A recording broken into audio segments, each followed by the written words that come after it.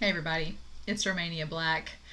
We're on episode 3 of Modao Zushi. Oh my gosh, last episode was insanity. I love a good mystery, and I love a story that has plot twists and turns, and you think it's going one way and then it introduces all of these other concepts.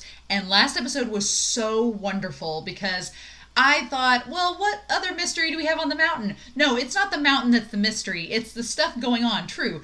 But it's all of the behind the scenes in WuXian's past. Like what has been twisted and turned, because I've been reading your guys' comments on Patreon and on YouTube with episodes 1 and 2. And I love the idea with the story that we have about the unreliable narrator. WuXian is an unreliable narrator, but we also have all these other unreliable sources of information, and it's trying to divulge, okay, what's the truth and what is fake? And in the midst of all this, we have like, who's the imposter?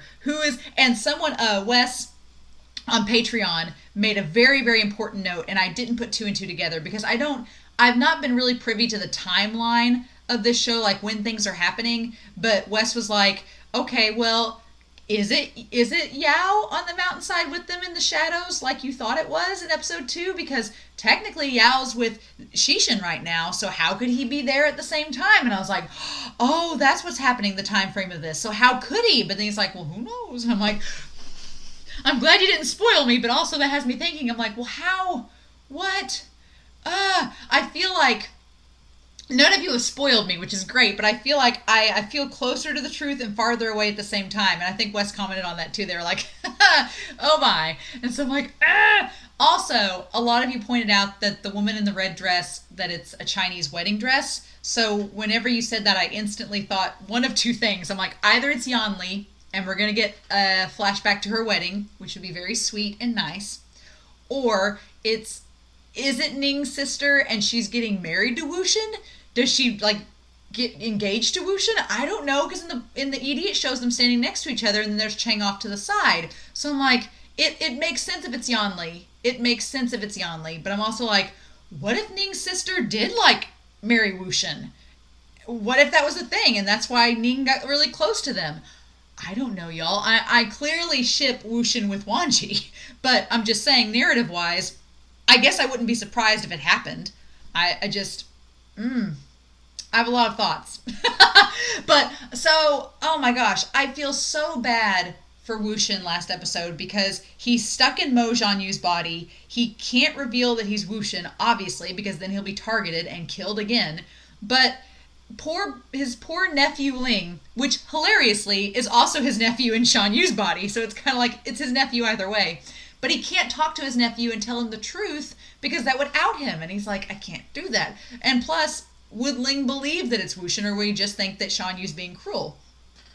So there's that. He can't comfort Ling. He can't tell him the truth. The only one that seems to know kind of the truth about WuXian, or at least thinks he does, is Wangji, which, y'all, It has occurred to me through your Patreon comments and through YouTube and the Discord that Wangji, Wu pointed out, she was like, Wangji kind of set WuXian up for seeing the wine cellar and the flutes to like kind of give him a hint that Wangji knows, or that has been pining for him. And it's like, And WuXian, bless his heart, he's stealthy, but not in being inconspicuous. Like, it's clearly WuXian, and everybody else is just too dumb to notice.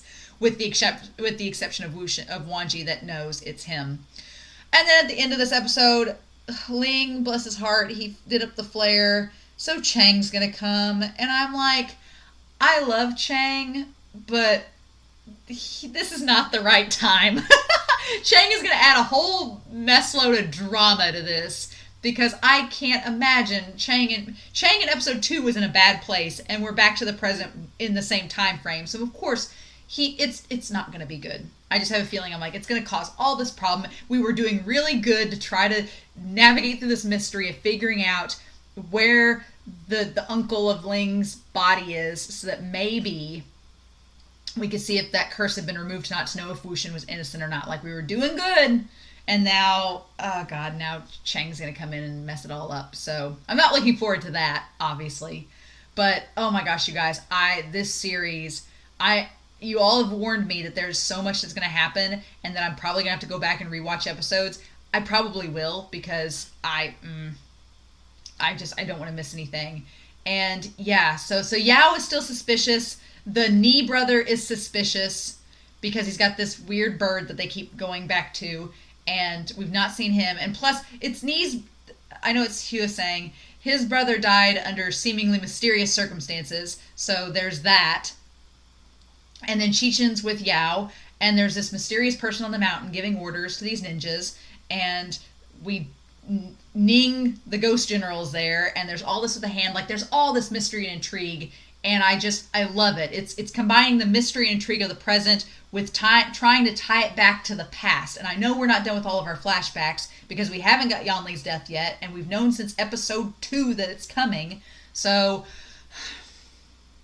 I'm just so excited. Like last episode, like episode 1 of season 2 got me hyped, got me excited, but episode 2 last week, I was just like, I was so like hyped up on adrenaline. I was like brimming with energy after watching that, and I'm getting really psyched up now to watch it too. So it's 6 minutes. We need to start this. So yeah, we're gonna start this episode.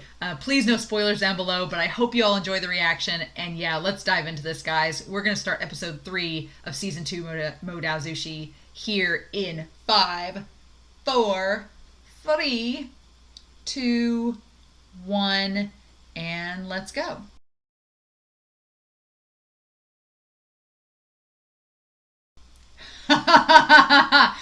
Oh, this is getting so good, guys. Everybody's a suspect. Oh man. Okay. I feel like we're getting answers, but then we're getting more questions with each episode, and there's only 5 episodes left. How? I hate this series of episodes. I hate it. I'm sure you all hate it too. But okay. So we've got to backtrack because there's a few moments in this episode that I was like, it was going by too fast and I couldn't read it. And I was like, crap, we need to go back and see what is going on here. So in the OP, I don't know, that woman in red, I don't think she's Yanli. Don't tell me, guys, but I'm sure that when it happens and we find out who the woman in red is, I'm going to be like, oh, and then Web of Intrigue indeed, for the record. Web of Intrigue indeed. Okay, now, just going back to this episode. Cheng, dude. Poor Cheng. I say poor Cheng because in season 1, I like that WuXian's like, get out of here. Like Ning, you need to leave. Otherwise, you're going to get massacred. And Ning's like, I'm a zombie. And so, Cheng, just like Madame Yu, Cheng is very much like his mother. Just like Madame Yu, she is stubborn. Madame Yu was stubborn and held to her convictions and was easily angered and held grudges and was not quick to let her temper down. And Cheng is just his mother. Cheng is a mama's boy, for sure. And I can't express... Obviously, Cheng has had 13 to 16 years.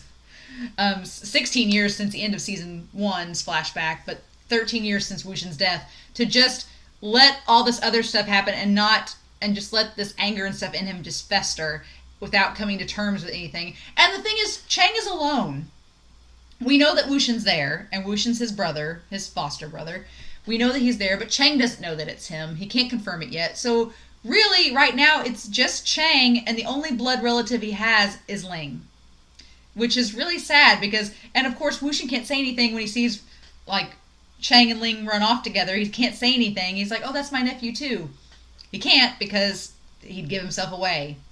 But I love that Wangji stands up for WuXian and like just elegantly situates himself in between. Like, and also the fact that Wangji has had all those scars on him from a discipline whip, and Cheng was like, looked like he was about to whip WuXian. Of course Wangji would protect WuXian because he doesn't want WuXian to suffer the same thing he did, getting whipped and everything. But man, the maniacal laugh that Cheng does, it was very reminiscent of the laugh he had way back in like episode 11 or episode 10 or 11, maybe even 12 of season 1, that maniacal laugh. And of course WuXian tries to play it all off, like it's no big deal. But, oh my gosh. Wangji being like, you're my distinguished guest, I'm going to protect you. And, so this is really weird with the heads. So all these corpses had their head severed to let like the resentful energy out and then put back together. It was just their heads. So I was trying to see, they went by it so fast. And why cut up the corpses and then sew them back? And so I like that Wangji does like the spiritual inquiry here to try to figure out what's going on. And he says, the corpse bear no traces of vicious energy other than the head. So, someone split the bodies to release the resentful energy, and then stitched the pieces onto normal corpses to suppress the aura. So, they're basically putting heads on other bodies, which is creepy, to, like, suppress the aura. And they have this mark on them, this like demonic cultivation, this demonic arts mark that WuXian doesn't recognize. So it's not WuXian that's been doing this, it's somebody else. It looks similar to their ray that blocks out resentful energy. It's been entirely reversed, letting the energy in. So it absorbs a lot in a short time. A man-made fuel for vicious energy. Yeah, so somebody is trying to gather up all this resentful energy into one location, and that's a few days. Zalt needs to create a feral zombie from it. So someone researched whether they could use dismembered corpses to suppress vicious energy in this location, and it clearly worked. And the trap keeps it all there, and Zishin's head is the reason why that got out. Otherwise, the secret would remain hidden. So somebody's been experimenting with bodies and resentful energy, and it's not WuXian, it's somebody else. Oh, interesting. So somebody's practicing, yeah. And the thing is, all this stuff, like I like the idea that all this stuff is coming out right when WuXian and Wangji arrive. And right about the time the ghost hand involves. So somebody is setting them up to find some of this information out. It's a setup. Somebody wants them to learn this information, but why? Why would you want them to know? And then we cut to this place that at first I thought it was the Jin clan's location. Because, I thought it was like the little gazebo where the Jin clan, like Mo Jianyu's father was, like hanging out. I thought it was there, but this is clearly somewhere else. And I'm assuming this is the Xiao guy that they were talking about, the cultivator, who was really powerful and has a snow sword. Because I don't recognize these robes. Yeah. The ray is a lost art. And was it breached? Yeah, their robes don't look familiar at all. It shouldn't be. No matter how strong Long Wangji's cultivation base is, it wasn't Wangji who breached it. Yeah, it's a nobody at his side named Mo Jianyu. So the spies have been watching and seeing what he's doing. And yeah, obviously Mo Jianyu broke through the seal because it's really WuXian and he has all those powers transferred to this body. And then we cut back from WuXian to him and we see his face, and yeah, I'm like, who the heck? Meeting all these new people at once? What? No. So then yeah, the hand gets out and the crazy woman's there. And I thought yeah, the crazy woman's been putting the toys at the body. Xiao Jingchen. So Xiao Jingchen, he said he's never heard of him, but he was a master cultivator. So here's another thing too. I didn't realize this from episode 1, but a lot of you commented since then that this Yao guy is now the chief cultivator, like the leader of all the clans. I didn't realize that. I thought it was just the Jin clan, but it's all the clans. Which is like, wow, how'd you get all that power? That's a lot of backing behind you, character that, I guess because he killed Rohan, but still. So 12 years ago, he left his mountain and rose to fame with his sword Xiangjung, Frost Splendor, Xiangya. And so this guy just happened, because WuXian died 13 years ago. So a year after WuXian's death, this guy just happened on the scene with this frost sword. And we've established that, well, maybe WuXian, as a kid, maybe the patriarch, the Yingling area, gets snow just like anywhere else. Because I was like, that ties to kind of the tundra where WuXian was found by Fangmian. He was devoted to the betterment of the world and had noble character.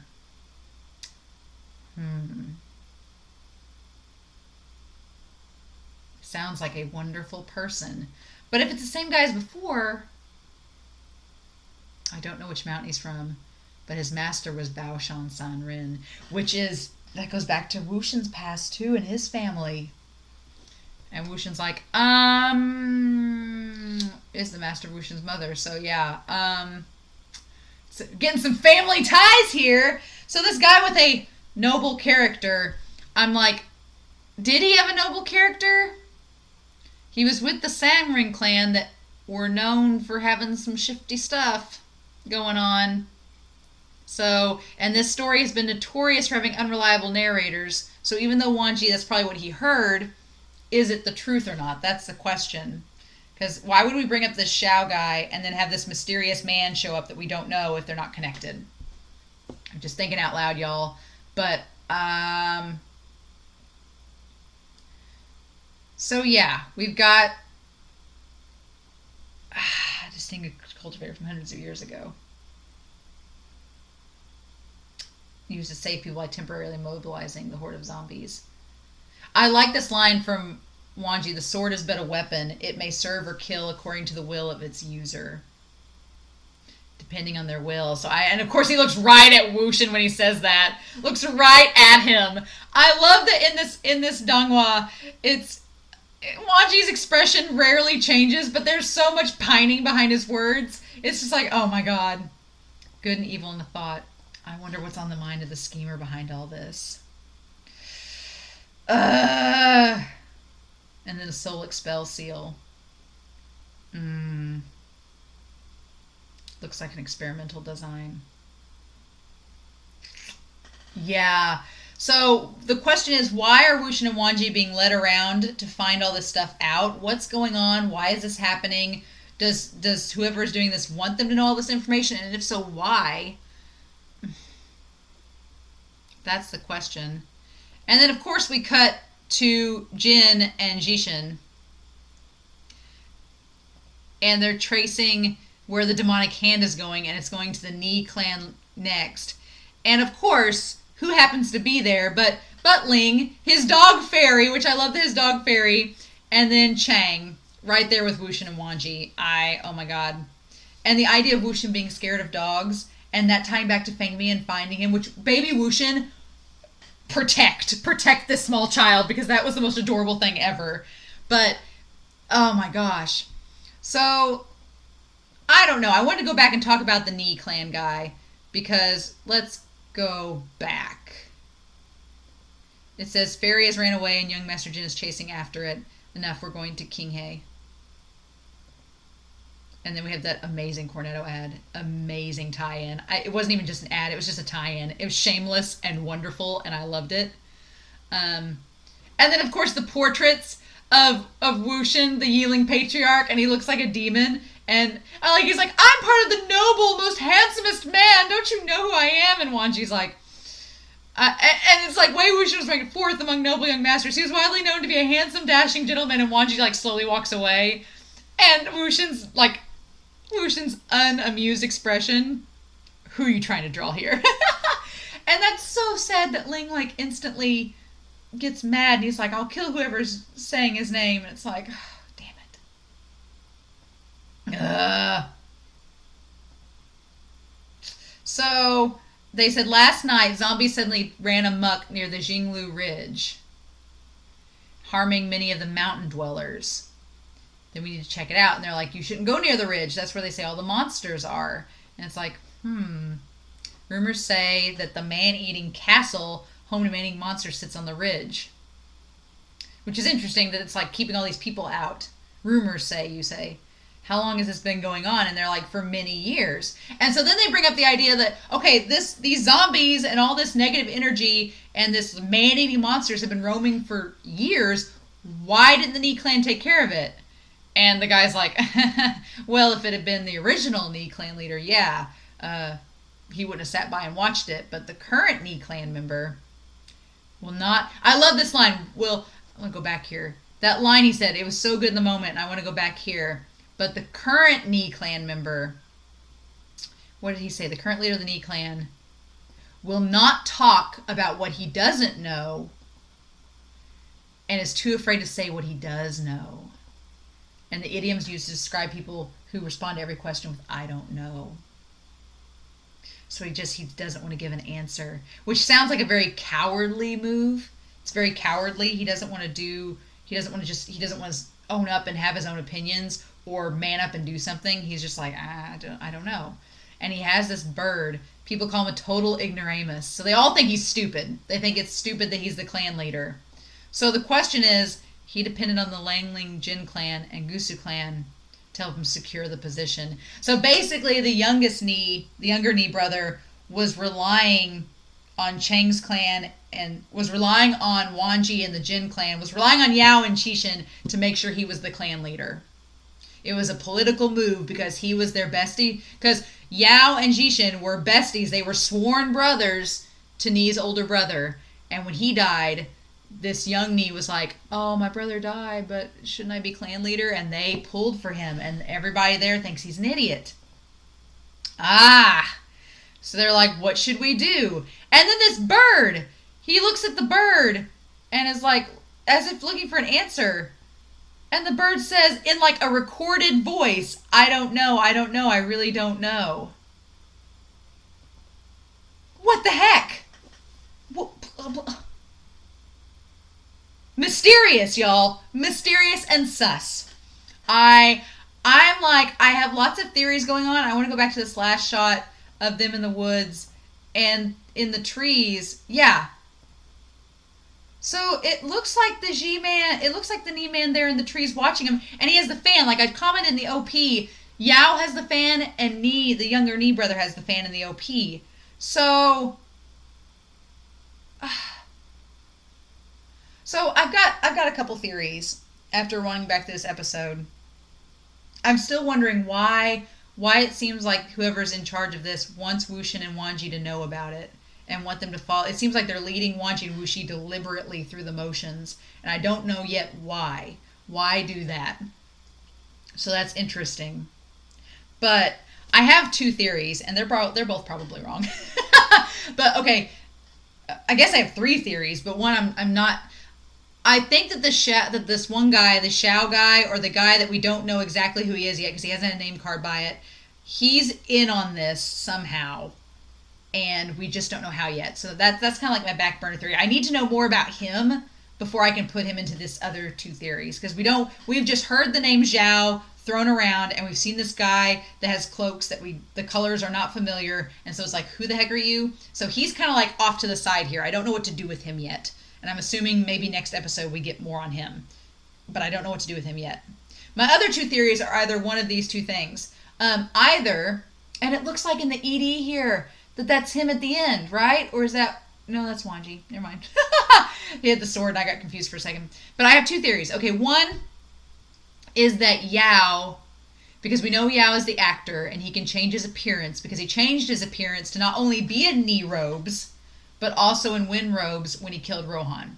So one of my theories is that Xiao has been somehow, I don't know how yet, somehow Xiao has been in multiple places, or he's disguising himself as the Ni man and is behind the scenes, like running this show. That's my first theory. I don't know how yet, but I'm like, it's either Xiao responsible for all this and he's like making himself look like people he's not. That's theory one. Theory two is that Xiao and Ni are working together. The younger brother and Xiao are working together to basically take control and run everything. Because it's funny that Xiao became the chief cultivator and Ni became the leader of the Ni clan. Huaisang became the leader of the Ni clan. Even though Huaisang is led to be, people will say he's ignorant and stupid, but he's still the clan leader. And from when Jishin first visited Jin, or Yao Jin, it looked like he was really stressed and under a lot of like the job was overwhelming him, perhaps. So I don't know. Part of me thinks that Ni and Xiao are working together somehow, and that this has been like a big political power play. But I'm like, then why get Wangji and WuXian involved? Why? And why? And it's all tying back to the Jin clan. Why did Mo Jianyu bring Wuxin back? Why now? Why after 13 years? Why with all this hand business? It's almost like Jianyu found out something he wasn't supposed to. He found out some information he should not have. I'm assuming from Yao. He found out some shit on Yao, and Yao was going to have him murdered, and he was like, crap, I need to just bring Wuxin back because this stuff's going to get serious. It's going to destroy the whole kingdom, blah, blah, blah. And that's what caused it, but I still feel like I don't know enough. This episode gave me more questions than I got answers for. And so now I'm just sitting here racking my brain being like, how? And I know all of you that have watched this season, you're all sitting there being like, meh. And I'm like, I'm stumped, y'all. I feel like we're gonna be halfway through season 2 next episode. Halfway through. This episode was great for building up the Wangji pining with Wuxin, and for Wuxin revealing himself even more. Like, at this point, you might as well just come out and tell Wangji, because come on. But also showing just how distorted the view of Wuxin has gotten. Like, Ling just hates the name Wuxin, which so does Cheng, and that's been the only interaction Ling has really been had is with his uncle. So of course he feels like so negatively against Wuxin. But they're really painting Wuxin up horrible, which granted, from the end of season 1, we saw the acts that Wuxin did that were really bad. But, I mean, painting him as a demon, talking about all these bad things he's done. But we've seen from this episode that there's something else going on. Someone else knows demonic arts. Someone else is a master of demonic arts and is doing things too. And maybe Wuxin's not as guilty as we think. Maybe he is still guilty in a sense, but maybe not to the point that... I mean, Wangji is trying to prove that Wuxin is not as guilty as everyone says he is. And I feel like Wangji's been spurned into action even more now that he has confirmation that Wuxin's back. I don't know, guys. This episode was so intriguing. A web of intrigue indeed. And I just have more questions. And now we wait for episode 4. But I'm trying to savor this season because I know that next week we'll be at the halfway point. There's so much that's still going to be I'm still going to watch. Like the Untamed, MDZSQ, reading the novel. I want to read the novel and do the audio drama at the same time. Oh man, there's so much, guys. And I can't wait. So, in the meantime, I hope y'all enjoyed this reaction and my crackpot theories that'll probably be totally uprooted in the next episode. But I hope y'all enjoyed this. Please feel free to comment down below. Please, no spoilers. But thank you all so much for watching. And yeah, next week, we're going to come back with episode 4 of Mo Dao Zushi Season 2. Bye.